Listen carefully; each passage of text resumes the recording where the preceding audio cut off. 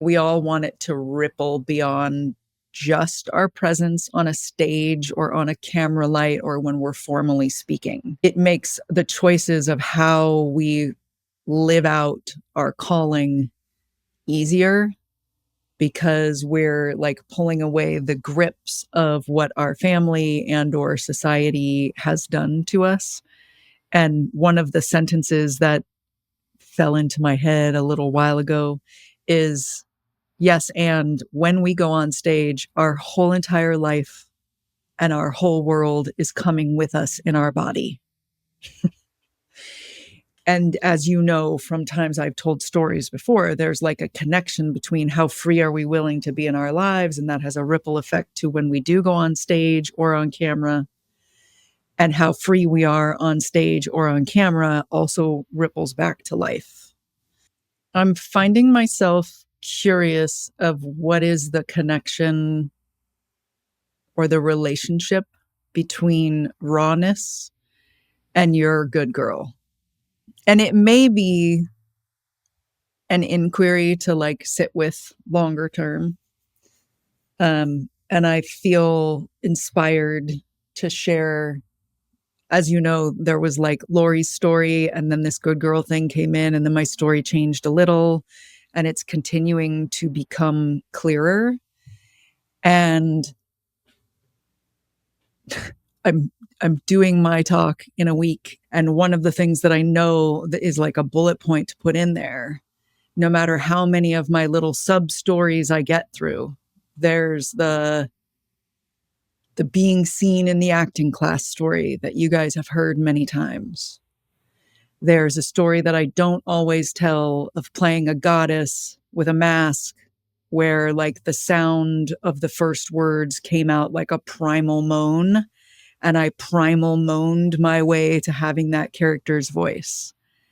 And there's a moment in a leadership ropes course where I had a crying, birthing tantrum on the side of the tree. And there's a moment that may get put in there of being the good girl for a lot of my life, going 371 miles away. I remember seeing the signs on I-5 from my family to go to college. Like I got into USC. I got into UCLA. I went to UC Davis because I grew up in Burbank, California, and I knew like I need to go away to find myself. So it was like a safer feeling school, but less safe, more out there because it was further. And I auditioned for The Crucible. And there's a character in The Crucible, Mary Warren, who's like the meek, least power among the girls. And then there's Abigail. And Abigail is fiery. And at one point, I was standing in the green room, and one of the grad students, I said, you know, I really want Abigail. And one of the grad students said, yeah, but you look more like a Mary Warren. And I had just been in the room auditioning and like embodied Abigail. And the fire came out in the green room. And this is probably not that surprising to you because you're probably like, yeah, that's the Lauri we know. But I was more like meek, thought I was overweight, hiding in big, huge t-shirts, mousy brown hair. And I went, yeah, but it's a much more interesting choice for the play if she looks like an angel. But then she turns the whole fucking society on their head. Why would you believe someone who looks evil? And she was like, you know, shit, you know, who is this? And I ended up getting Abigail. The doorway to my voice, the doorway to the oneness from that acting exercise, the doorway to the range of characters and the Abigail moment. Every single time I was going through a doorway of all the things that the world had told me not to be. Don't be too wild. Don't be too weird. Don't be too out there. Don't be too emotional. Don't take up too much space. Be logical, be good, blah, blah, blah, blah, blah. And don't be too emotional has always been underlying for you growing up. I told the story of some of the fire. There's like a fiery self, my fiery wild woman. It was all inspired by this belief that I have that, particularly in our Western world, we are given all of the messages of the shoulds. So our family, you should be a good girl. You should do this. You should do that. And then we go to school and the school system does the same thing. So we have two choices that feel blind to me. And like, I'm not a neuroscience expert. And I was just having a conversation yesterday about how like we know things intuitively that eventually science catches up with. So with our not fully formed until we're 25 years old, on average brains, people are shitting at us. And we either blindly follow all of the shitting to be a good girl or good boy, or get the A, or we blindly resist. Why? Like, do you want to blah, blah, blah? No. Why? Because you said so. And that's the like teenage rebellious for the sake of rebellion. It's like, I'm trying to find myself. You're not helping me find myself. And I don't think it's wrong. I think it's a natural part of the evolution in the society that we currently live in. And then there is what I'm calling wild woman, because there's a resonance to it. It's the clearest, strongest, most empowered archetype for me that I'm called to now, and that is helping a hell of a lot of people so far. And I say that so that if you're like, I don't respond to wild woman, then choose something else. Sovereign creator, creative soul. In my coach training, they would do an exercise where you wore a name tag of something that you didn't want to be. And you actually went to lunch as the thing that you didn't want to be.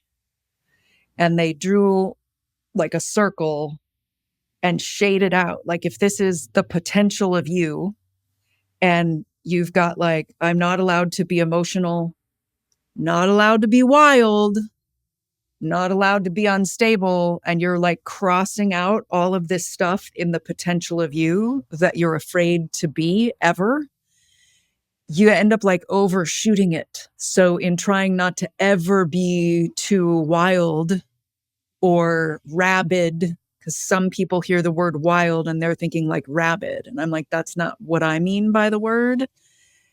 And I'm not going to pull back from the word because I think the fear of rabid is like, know that rabid and wild are not always the same thing. We go through the good girl following, the rule breaking, rebellious for the sake of rebellion.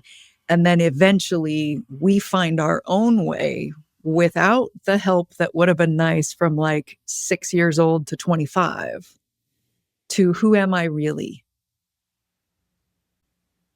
My wild woman is my intuitive self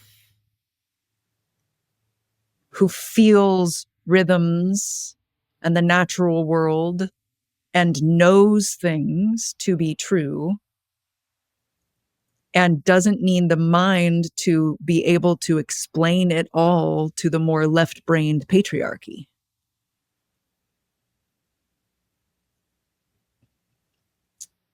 Good girl, I looked it up, a deeply ingrained social pattern where individuals believe their worth comes from being agreeable, selfless, compliant, particularly at the expense of their own needs and authentic desires. I resonate with some parts of that. Emotions like rage or true desires. Like, it's great if you're happy, but if you're really angry as a woman, like a primal kind of anger, or grief, sometimes avoiding conflict. I never responded to perfectionism, but I do have like a feeling of good. I want things to be good enough. And I'm wondering, who is your good girl? Who is your good girl? How did it serve you? And what has it cost you? And who is your rule breaker? How did that serve you? And what has it cost you? What has revealed itself about who is your good girl, how it served you, and what it cost you? It feels like the rebellion it's a natural part. There's nothing wrong with it. And there's probably not even anything wrong with having a good girl or equivalent of like, what do I do to keep myself safe? What are the shoulds and what do I do to keep myself safe? And then learning, oh, I don't need, that was great. It's a tool that's there if I need it, but I don't want to use that tool anymore because safe is not my highest goal. Or I am safe. I am not in the place that I was now in this present moment. So I don't need that physical habit, mental habit, whatever it is. And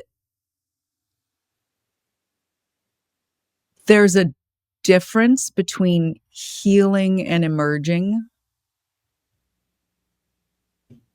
So as we're here today, there may be a process of like feeling like we're going like back down into the dirt in order to heal and then come back up, emerge again as a different plant.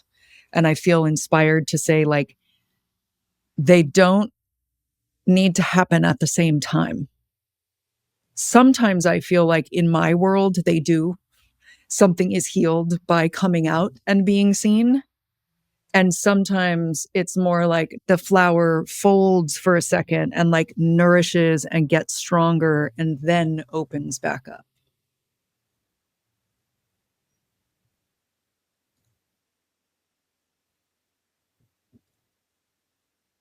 The next question I want to ask is, who is your wild woman? Like, does she have a name? Is it different than wild woman? And why? Like, what is calling you to step more into her? All the reasons. And it can start with like, I was intuitively called to it. There was a resonance when this sentence fell back into my head for the new talk. There's some kind of an energy there that feels really powerful, like it is calling me forth to the true me, the unstoppable me.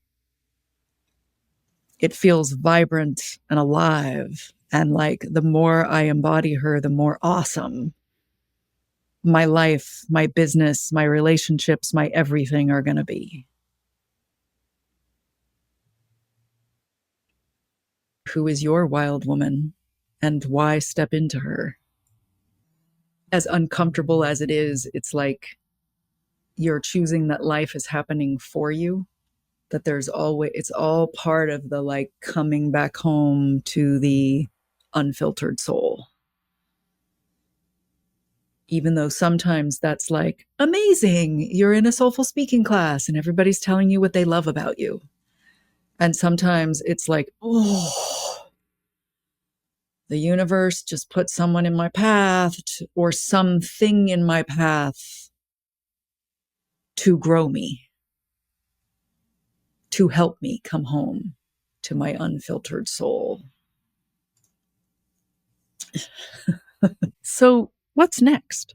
Choosing the wild woman, choosing to speak from the fire. When the old thoughts and urges come up, notice them without acting on them. And trust that that is the process. It's like it's being burned off. It's like reducing wine as you're cooking. Nothing to, oh God, I had the thought of I really want to price my services to whatever this client needs me to price them to so that I get to work with. Oh, there's that thought. My rate is $6,000. I'm not doing that behavior, but I'm also not blaming that thought for coming up, because it's coming up so we can not choose to act on the old, but to act on the new.